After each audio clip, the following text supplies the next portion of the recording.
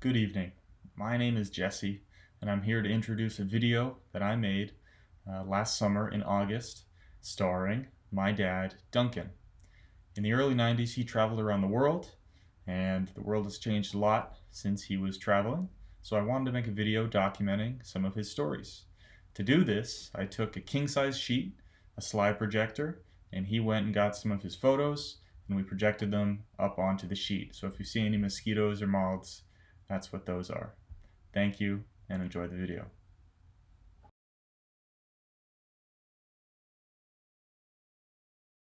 All right. So these stories are all from a trip I took in 1990 and 1991, the year I spent traveling by myself around the world.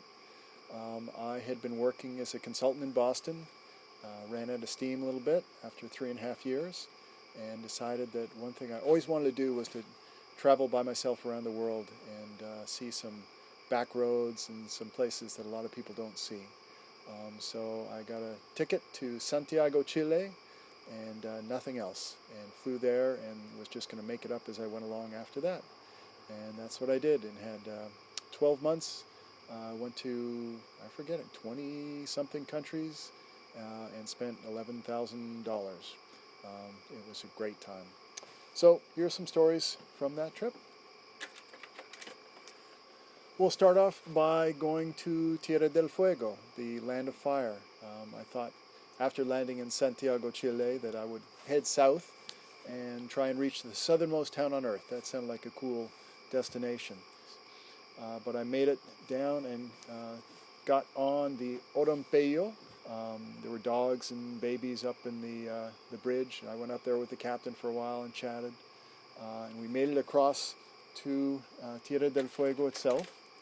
And this is the town of Porvenir. Spent a night there, and then was going to try and get a local bus south, but was told the next one was leaving in like 4 days or so. So I thought, that's fine, I'll just hitchhike. So I went to the edge of town. I walked for a ways to the edge of town. I remember being passed by a gaucho on his horse, Buenos Dias, and then I sat on the ground and waited. And I waited and waited. Hours passed. I'm guessing 3-ish hours before any car or truck went by. And so I eventually got picked up by a sheep truck. So I jumped in the back of a sheep truck, and as we were traveling mile after mile with the beautiful snowy mountains all around, one by one gauchos would come out from their estancias, their ranches, and they would jump in the back of the sheep truck with me. And it was cold, but we were just looking at the mountains go by, chatting a little bit, and it was really fun. And eventually made my way south, all the way down to Ushuaia, the southernmost town on earth, and headed north from there, up through Argentina and Uruguay, Paraguay, and eventually to the beautiful country of Brazil. And so one of the segments that I really wanted to do was I wanted to spend some time in the Amazon basin. So I got a plane and flew up to the town of Manaus, which is about 2/3 of the way up the Amazon, and decided that I wanted to sail down the Amazon River. So I walked the next morning to the port. There were tons of boats. They were all lined up, tied up one to the other. And I walked from boat to boat talking to the captains. And eventually got a captain who said, sure, you can come on board. And we negotiated. And these boats are really the only transportation on the Amazon River. So for that stretch of almost 500 miles, there's not a single road that reaches any of the villages along the way. So all the equipment, all the material, everything, all the people come and go by these vessels. And everyone sleeps on the boat in a hammock. And that was part of the deal. The captain gave me 3 meals a day and his hammock, which was really nice. And so I think I was the only foreigner on that boat, I'm pretty sure. And got to just see life on the Amazon go by. That was pretty cool. So now we are in Turkey, and we are going through a lovely area. I took some buses, local buses, through an area called Cappadocia, which is amazing. The karst topography makes it look like just sort of gnome country, and actually they carve, a lot of them carve their homes out of the mountainsides because it's so soft. But most tourists stop in that area, but I wanted to go see the country of Syria. And my trip happened just a couple of months after the Gulf War. So there was a lot of animosity, a lot of tension between the United States and Arab countries. But when I was there, I think I was just about the only foreign tourist, except a couple of Russians, because the Russians were aiding the Syrians at the time. But everyone was so friendly because very few people came to visit, and they really appreciated that. I get to have tea with different people and got to walk around and tour with folks, and everyone is so incredibly friendly. So now we're in Kenya. I also traveled after going through that part of Asia, went down to Africa. So I spent a couple of days in Nairobi, the capital, and I was in some little cafe one time, this little dive, and in comes this guy. So we started chatting. His name is Tom, and he was a Peace Corps worker, and he lived in the tiny town of Mashuru, and I believe he taught like physics and mathematics to the Maasai. And he said, I've been here a year and a half. I've had one person visit me. Would you please come and visit? And of course, that sounded amazing. And got to spend some time with Tom and meet all of his students and the parents. We went on a walking safari. So I think 3 of his students and Tom and I just started walking. We walked for almost a full day. And you see safari pictures where people in jeeps taking pictures. We were like just walking amongst the animals.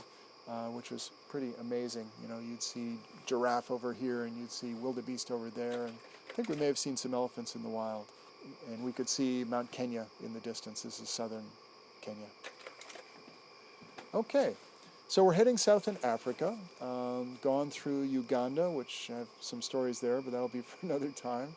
But I got out of Burundi, and I did so on the SS Liemba. And so it was built in Germany before World War I, came over, and then during World War I, the Germans didn't want to lose this boat, so they oiled all the equipment and sank it to the bottom of Lake Tanganyika, which is the longest lake in Africa. And after the war, they raised it up, they put it back together, and it's been running ever since. And so I got on this vessel, and we'd be going along 24 hours a day. It might be 3 in the morning or 6 at night or whatever, and all of a sudden the vessel would stop because it was a village. And folks would come out in their dugout canoes from the village. Often there would be 6 or 7 dugout canoes with mangoes and papaya and fish flopping in the bottom. And they would, you'd negotiate with them, and they would stick a wet paddle up, and you would take money and stick it onto the paddle. They'd bring the money back down, figure out how much they wanted to give you, and then they'd start throwing stuff. So they'd throw mangoes at you or fish at you or whatever. And I remember being pelted by this food as we were watching them come up. But it was an amazing experience to be sort of going back in time, like 200 years in time, watching this all unfold on the SS Liemba. Now, when we got to the southern part of Lake Tanganyika, there was really no transportation. It's in the middle of nowhere. I took a matatu, and this is a matatu. A matatu is any vehicle, basically, that can carry people. And eventually we made our way through Zambia and Zimbabwe. So one of the reasons I wanted to head down there was the Zambezi River and Victoria Falls. One of those natural wonders that really lives up to its reputation. Absolutely incredible. And the falls go a long, long way and are just amazing in scope and scale. And once the falls hit, they've carved out a very narrow, winding canyon, and you get all that water into Winding Canyon, and it's like firing out of a fire hose. I happened to meet a guy who ran a rafting company, and so I told him what a great kayaker I was. I'd done a fair amount of whitewater kayaking, but this was even above what I had done. So we went down in full floodwater. He wasn't even sure they were going to run the river, and it was really big. It was a little tricky at first doing some rolls, but you can see the water was super big. And there are actually, I think, alligators or crocodiles, I'm not sure which, in the water, they were telling me, so I tried to stay out of the eddies. But it was definitely the biggest whitewater I've ever paddled, and I was super glad when I got to the bottom of that river. In Asia, I also spent time in a country I always wanted to visit, Nepal. Nepal is such a cool country. I'd read so much about it, and it just seemed like it was, again, from a different century. I wanted to go to the base of Everest. Nobody treks in January. That's the month where all the Sherpa go home to their villages. So I got off the plane, put on my backpack, and just started to walk. And I had a map, and everyone said, "Oh, you have to have a trekking guide. You have to have Sherpa and all this." Like, I'm not sure why. We'll see how it goes. So I got off the plane, started walking, and it was great. There was nobody there. I had the Himalayas all to myself. And along the way, they have little tea houses. And often I was the only person in the tea house. It would just be the local family. So we'd sit around the fire at night, the little tiny fire, and eat and chat. And it was incredible to have the whole region basically to yourself.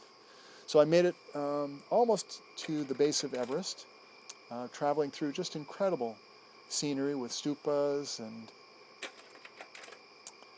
crossing bridges over chasms with prayer flags.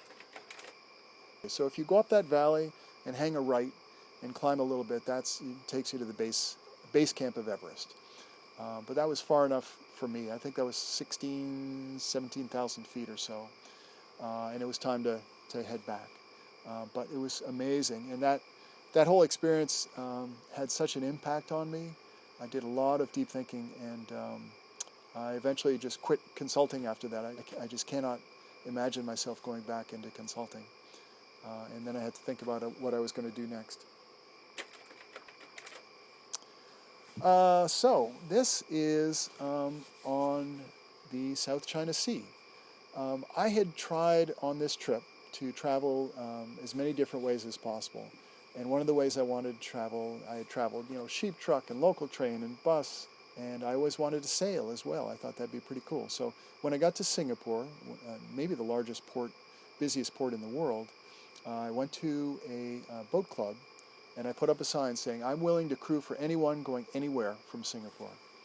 And the next day at my hostel, I got a message. And the one question they asked me is, "Do you get seasick?" I'm like, "I've never been seasick." All right, let's go. So we spent a day getting all the equipment and all the food, and off we went. We sailed out of Singapore, I think the busiest harbor at that time in the world. We're a 36-foot sailboat. This was at night. We left at like 11 or midnight. Huge tankers going by, lights and everything. It was really quite something. And then out into the South China Sea. So the weather was a mix. We had some beautiful days, some calm days, some really stormy days. And actually another story, it's a longer story, but we got chased by pirates one day. We had 2-hour watches. And as I recall, my watch was midnight to 2 a.m. And then, anyways, I had a watch that particular night that was, I think, 4 to 6 a.m. because it rotated. And we passed a vessel, an old fishing vessel that had lights on, lights showing. And they saw us, we saw them. And then the vessel turned and started chasing us. So I changed course a little bit, and it changed course. And I changed, and it changed. And then I called the skipper and said, I don't know what's going on. He looked, he was like, "All right, got everybody up." And we set sail, and fortunately it was pretty windy. And we sailed as fast as we could. And it was an old, rusty boat. And it chased us for quite a while, 3-4 hours maybe. There was another vessel that came over the horizon. The boat behind us let us go. But it was a little nerve-wracking for a while. This is China, maybe the hardest country I've traveled through. I traveled all around the country by train. And I would line up for an hour, 2 hours. I'd get to the front of the line. The ticket keeper would be so stunned that there would be a foreigner there, and they didn't speak English. They would just close the gate. So I'd have to get back in the line and start again. But there were so many unexpected things. You'd walk down the street, and you'd come around the corner, and you'd hear Strauss, and you'd see 50 couples waltzing in the middle of China. Or you'd come around the corner, and you'd hear opera. And these older folks would sing an entire Chinese opera. They knew it by heart. And one by one, you could just come out of the crowd. You could sort of signal that you were ready to sing the next part. And you just stand there and start to sing. It was really amazing to watch an opera unfold. Or you come around another corner, and they're all practicing sword technique or Tai Chi or whatever it might be. And the scale of China was really amazing. And I think this is the last story. This is in South Korea. And I love South Korea. Not many folks knew much about it. I think in those days I hadn't heard much about it, but people were extremely friendly, beautiful country. Cities very built up and a little too busy for me, but I got to go out into the countryside and just loved it. I asked around, what is the most traditional place you could go. And there was this one town out in the countryside that retained the life of 200 years ago. So I spent some time there. And then I was told that there's an island called Ulongdo off the coast, and you should really go there. That's where the real South Korea was. And it's just super low key. It's very well fortified. There were lots of army bases there, but all the soldiers were friendly. These guys were playing badminton. There's a woman drying squid on the shore, very common. And it was a walkable island. I eventually had to leave that island because no one would let me pay for anything. I kept running into folks who would take me out to lunch or to dinner, and I knew it was expensive for them. And they just would not do anything else but welcome a visitor. And so one of the reasons I'm going to bankrupt this island, I better leave. But I love the island of Ulongdo and have great memories of the Koreans. So just some stories from my trip around the world. It took exactly a year, and I forget how many countries, 26, 28 countries, something like that, eventually visited. But found that even in the back roads of the world, people are people, everyone was super friendly. And in some ways it's safer and more enjoyable to go off to places where very few people have gone because they welcome you and they're delighted and proud that you're there. Hope you guys enjoyed the stories. And what's today's date now? Today is August 15th, 2020.